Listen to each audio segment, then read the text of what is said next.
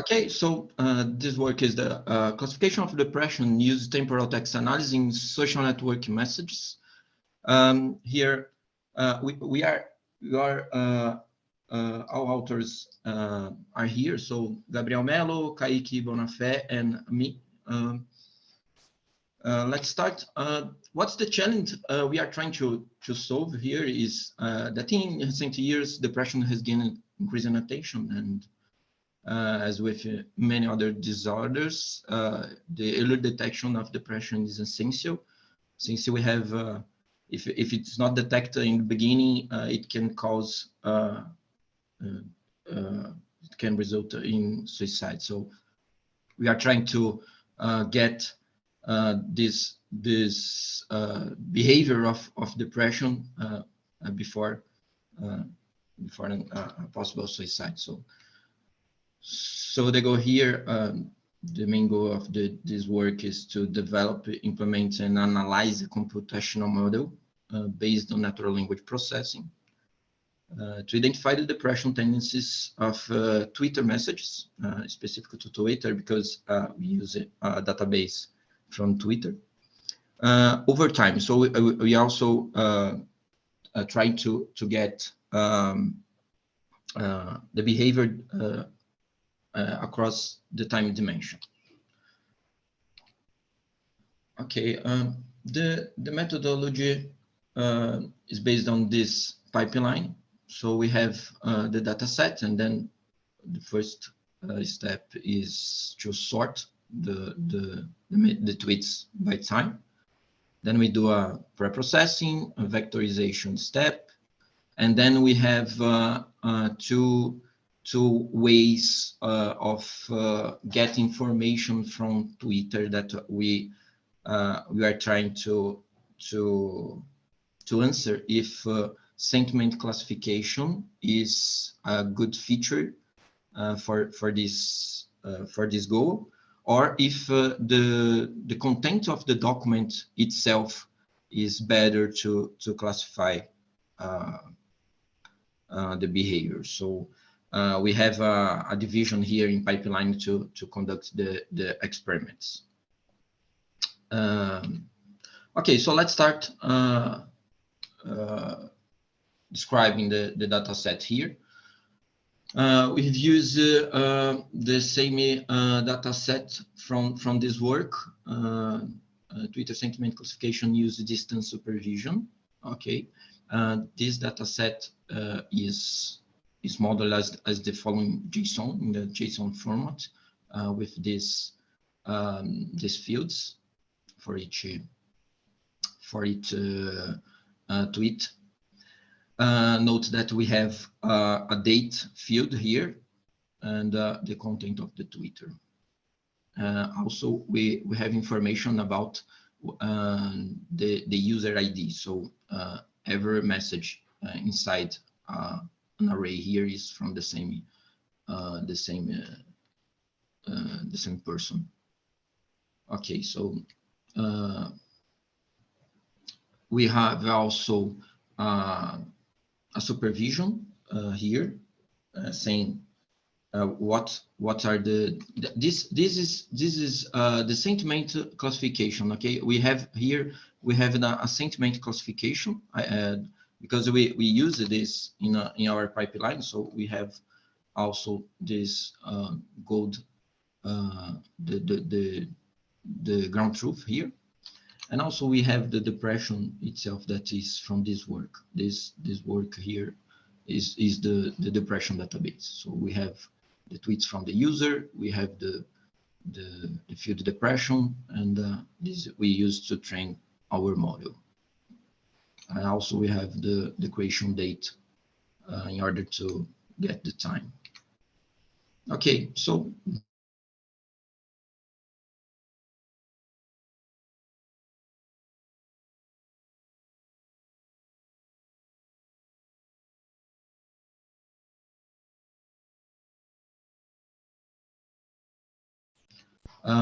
and then we get we do a token extraction, a simple token extraction by spaces, and we remove stop words. We do we have some steps of steaming. We try doing steaming and other experiments.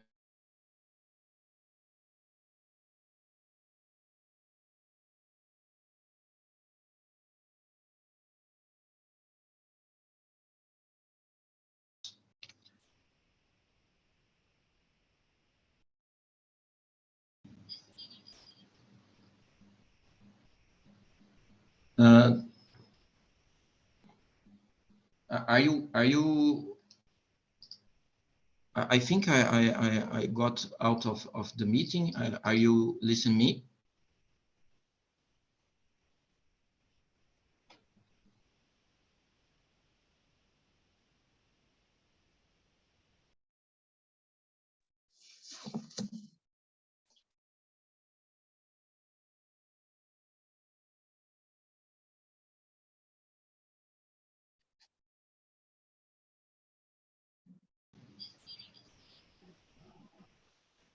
Okay.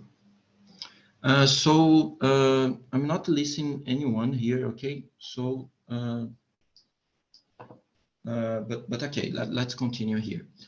The vectorization steps, the next step that we do here. So we get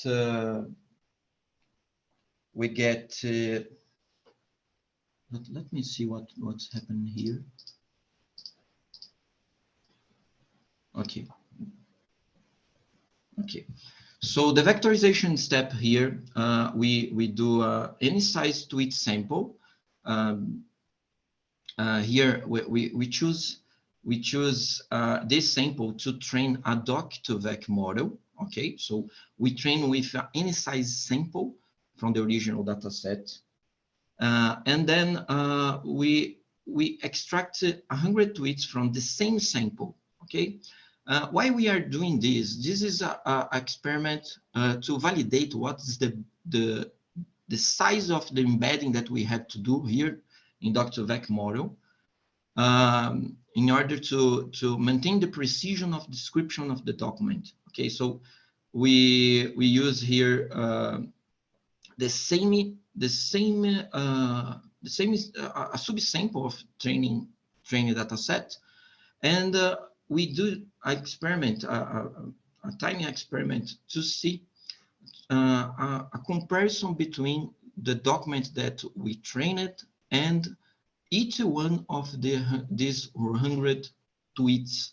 The idea is that every time we do we doing for a document in doc2vec, we get a different vector. So we are trying to train the doc2vec, and after this training, we show a document, and we compare with the training data set.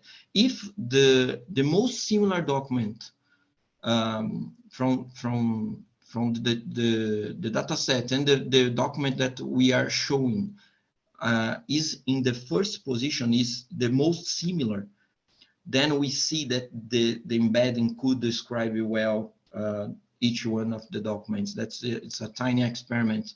So we count how many times a doc from this subsample was detecting first 1, 10, and 100 positions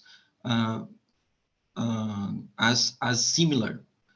So if it's in the first document, each one of these 100 tweets appear as most similar to the real document that we trained, then we know that the embeddings could describe well, and also the infer step is doing well with describing a document. So that's the experiment. So and also one point here to consider is that we choose the size of the training set also. So how many documents do we have to train in order to the model converge? And then we like we are trying to get the relationship between the size of embeddings and also the size of the training set. This is experiment we did because we didn't have too much computational research, so we had to compromising between the embedding size and the dataset training. That was the idea here. Okay, so this is the model for this training. Okay, so we have 100 documents here from the same training data set, and we had a model inference, and then we see by consign similarity if the document here we choose gives us as the first position or most similar from the training doc. I will show the result here for this tiny experiment, and then in this x-axis here, you can see that we have the size of the training set. Okay, this is with the full data set. In red, this line in red here is the time to compute the training, okay, to do the training. And these bars here show how many times a document was in first position. So from 100 documents, 99 documents was most similar to the correct one. Okay, you know that we didn't change the embedding size here. We did 2 experiments here, but the embedding size here was 300 and 600 dimensions. So as we increase the size of the data set, the embeddings is not so precise to describe the document. So we're getting worse results as we increase the data set. So the idea is here is it's showing that we had to increase the embedding size also to improve these results. Okay.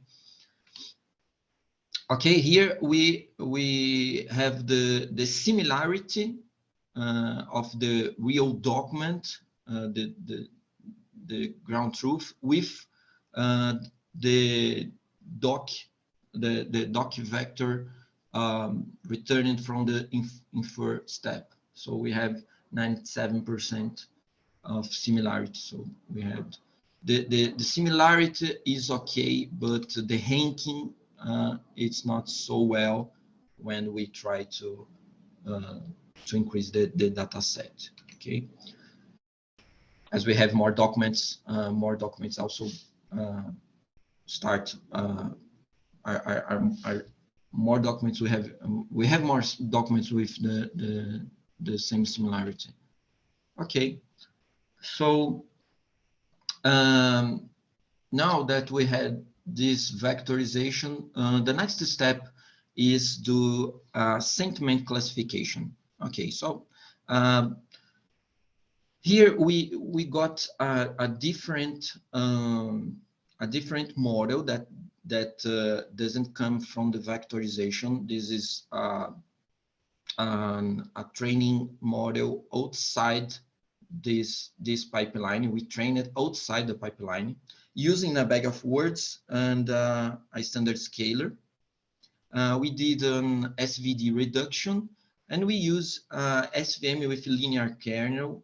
We had some research constraints, so we did a simple model here in order to do the sentiment classification. And also we have some points of improvements here. We could use also the doc to vec model generated from vectorization. Here is also an future work here. We can use RBR kernel, and we can also increase the embedding size.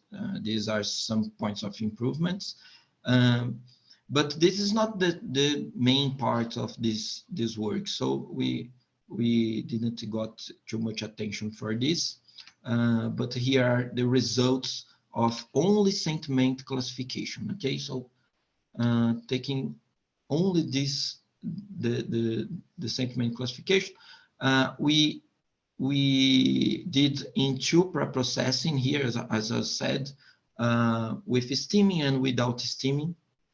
We did a dimension of bag of words here.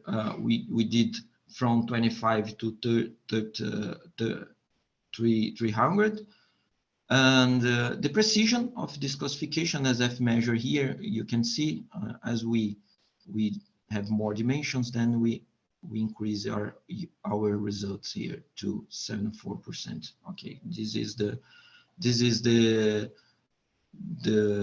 best results for sentiment classification here in the first data set. That's not from Twitter. The data set used for I think this is from Twitter, but the idea here is not for depression, it's only for sentiment classification. Okay, so this model gives us an output vector of one dimension, saying that if it's one, it's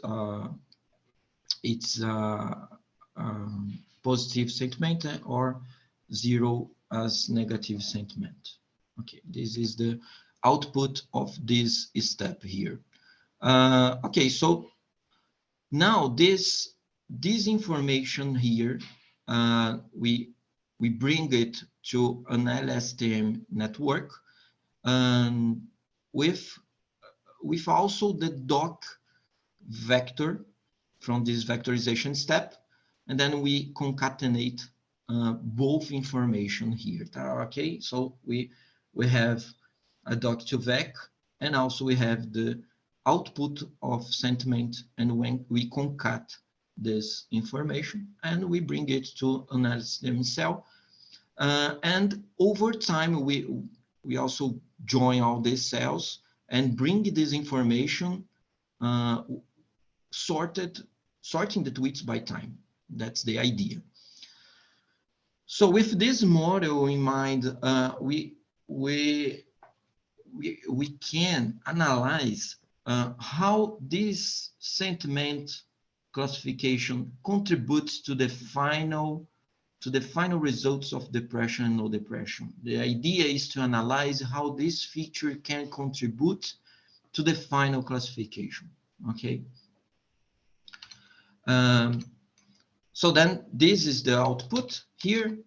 Here's the output, and we conduct some experiments with all these pipelines. So we had local experiments that I already showed to you, the vectorization and the embedding size, and also about the SVM training. We had 75% of accuracy. And now I will bring you some of our global experiments. That is the main goal of our work. Okay, so we have the doc2vec and SVM information, and also we have the doc2vec only. We have select only this information, and we test the results, and we also conduct the same experiments with both information, and then we get the results. So using only doc2vec features, not sentiments, we got the area under the curve here about 9%. Okay. And these are the main results of our work. Here we conducted 5 experiments. These experiments are exactly the same. They are only for statistical analysis here. And then we have the data set using only the textual or the doc2vec, or the doc2vec plus the SVM classification for sentiment. These are the choice here of pipeline. Also, we have a hidden size of this network of 300 and 600. And when we have the sentiment, we also have one dimension more here, and then we double the number of hidden size. This is just to measure how hidden size can contribute to final precision. Okay. Okay. If we look at the F measure column, we can highlight two best results here. The best results overall was conducted by execution 4, and then we got 84% of F measure. And the worst results in this batch of experiments was 83. You see that this difference is not so relevant. So we did a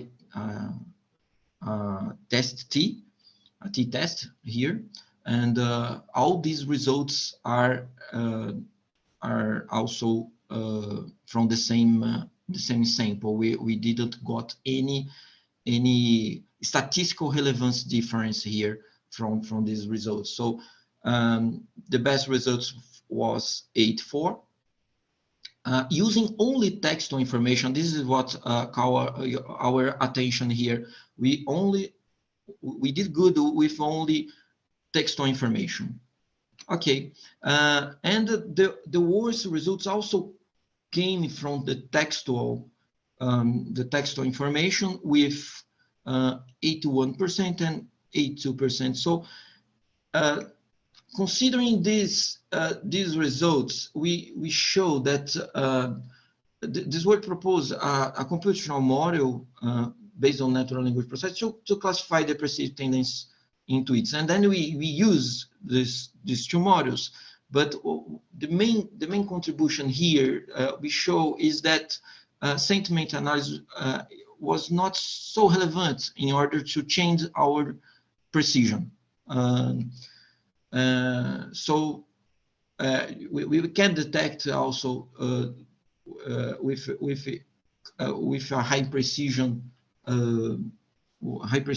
F measure, and this indicates that the existing sentiment on text is not a piece of discriminant information. Okay, both textual data and both both sentiments together got similar results, make the using of sentiment classification unnecessary when considering the computational cost. Okay, as a contribution, we did 84% in our best experiment.